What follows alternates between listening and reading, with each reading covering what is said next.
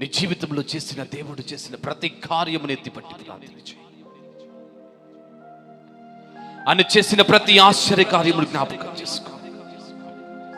ఎన్నో బలహీనమైనటువంటి క్షణములలో, అనారోగ్య పరిస్థితుల మధ్యలో, చావు బతుకులోనికి కూడా నీ వెళ్ళిపోయినప్పుడు నిన్ను బ్రతికించింది ఆయన కృప.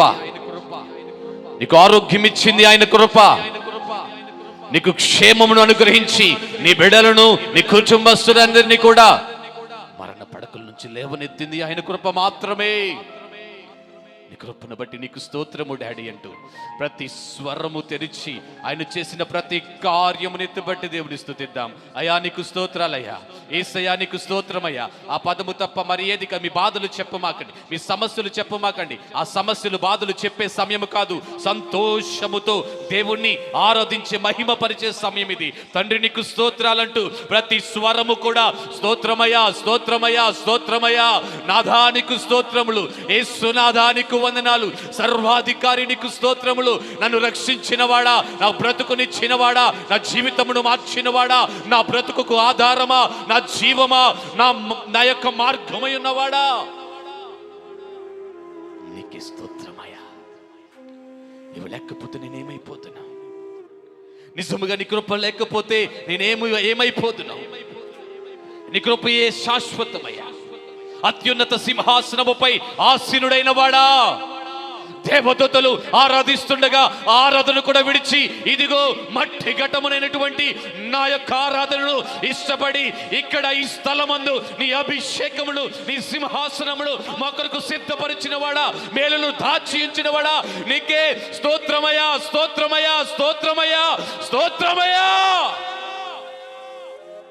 అంటూ దేవుని స్తుతించు.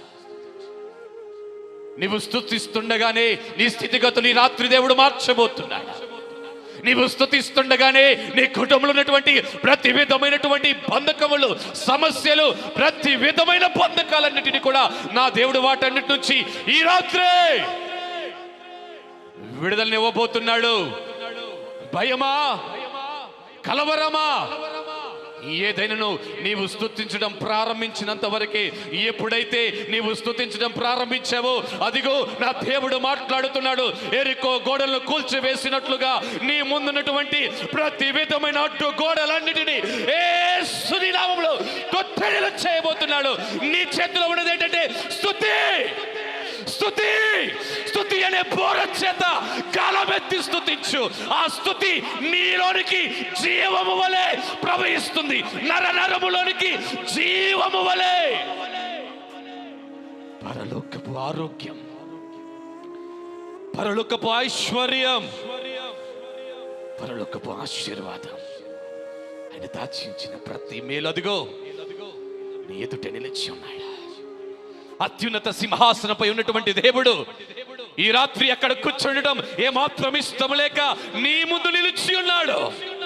నీ చేయి పట్టుకొని నీ పక్కన నిలిచి ఉన్నాడు. అయితే నీ జీవితాన్ని మార్చడానికి ఆయన వచ్చింది.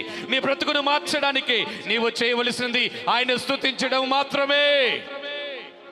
నాతో కలిసి సంతోషముతో పాడుతూ ఆనందముతో దేవుడిని స్తుతించి మహిమపరుద్దాం.